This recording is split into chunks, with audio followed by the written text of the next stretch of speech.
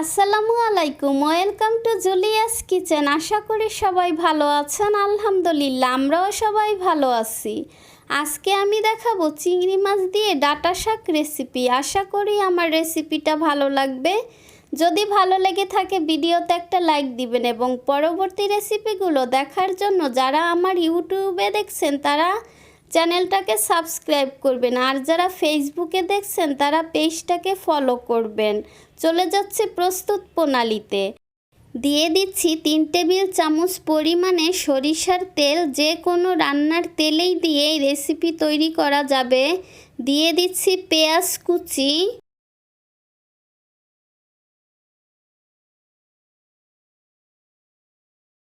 চিংড়ি মাছ দিয়ে ডাঁটা শাক খেতে কিন্তু খুবই মজা।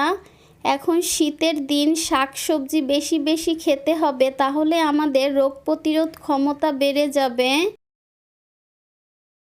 এখন আমি দিয়ে দিচ্ছি 1 চা চামচ পরিমাণ আদা বাটা, 1 চা চামচ পরিমাণে রসুন বাটা, দিয়ে দিচ্ছি লবণ স্বাদ মতো। প্রথমে একটু কম দিবেন, যে কোনো রান্নায় প্রথমে একটু পরিমাণে কম হলেও অসুবিধা নাই, কিন্তু পরে চেক করে আবার দেওয়া যাবে, বেশি হলে আবার সমস্যা। হালকা একটু ভেজে আমি এর মধ্যে দিয়ে দিচ্ছি 1/2 চা চামচ পরিমাণে হলুদ গুঁড়া, 1 চা চামচ পরিমাণে লাল মরিচ গুঁড়া। আসলে শাক রান্নায় বেশি হলুদ মরিচ দেওয়ার দরকার নাই, কারণ আমরা কাঁচা মরিচ দিব, তাহলে খেতে আরও ভালো লাগবে। হালকা একটু কষিয়ে আমি এর মধ্যে দিয়ে দিব পানি। পানিও খুব বেশি দেওয়ার দরকার নাই, কারণ শাক থেকে প্রচুর পানি বের হবে। আমি অল্প পরিমাণে পানি দিয়ে দিলাম।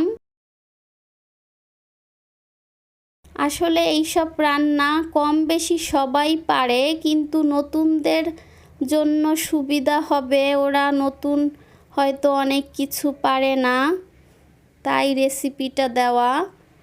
আমি ঢেকে কষিয়ে নিচ্ছি। কষানো হয়ে গিয়েছে। যখন দেখবেন তেল উপরে উঠে আসছে তখনই ধরে নিতে হবে কষানো হয়ে গেছে মশলা। দিয়ে দিচ্ছি আমি চিংড়ি মাছ। এখানে ছোট বড় যে কোনো চিংড়ি মাছই দিতে পারেন। এখন আমি মাছটাকেও একটু কষিয়ে নিচ্ছি। চিংড়ি মাছ রান্না করতে খুব একটা সময় লাগে না, এটা কষানো হয়ে গিয়েছে। এখন আমি এর মধ্যে ধুয়ে রাখা ডাঁটা শাকগুলো দিয়ে দিচ্ছি। ভালো করে ধুয়ে নিতে হবে, কারণ এর মধ্যে প্রচুর বালি থাকে।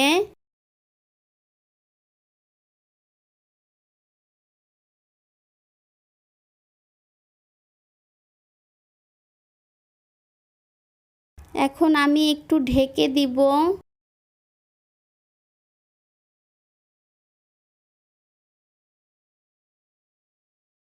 নেড়ে চেড়ে দিচ্ছি, কারণ ঢেকে দেওয়ার পরে অনেকটাই কমে যায়, তখন নাড়াচাড়া করতে সুবিধা হয়।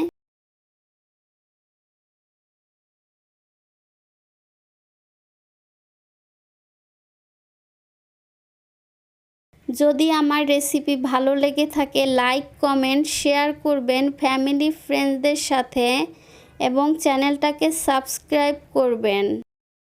সবাই একটা লাইক দিয়ে দিবেন।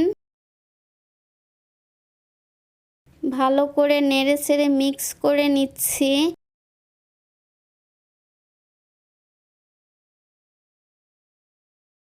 চাইলে সরা দিয়ে ঢেকেও দিতে পারেন, আবার এইভাবেও রান্না করতে পারেন।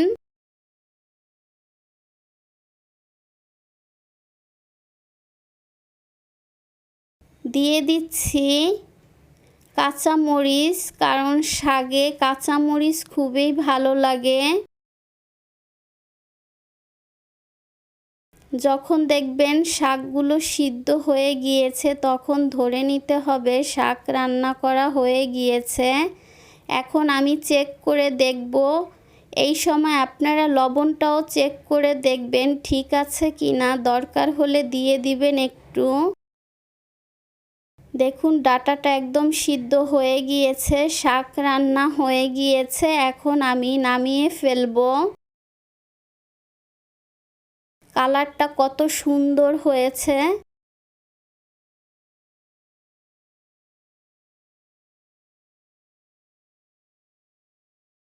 তৈরি হয়ে গেল মজাদার চিংড়ি দিয়ে ডাঁটা শাক রান্না। আশা করি আমার রেসিপিটা ভালো লেগেছে। রেসিপিটি দেখার জন্য সবাইকে অসংখ্য অসংখ্য ধন্যবাদ। যে যেখানে থাকেন ভালো থাকেন, সুস্থ থাকেন। আমারও আমার পরিবারের জন্য দোয়া করবেন। আল্লাহ হাফেজ।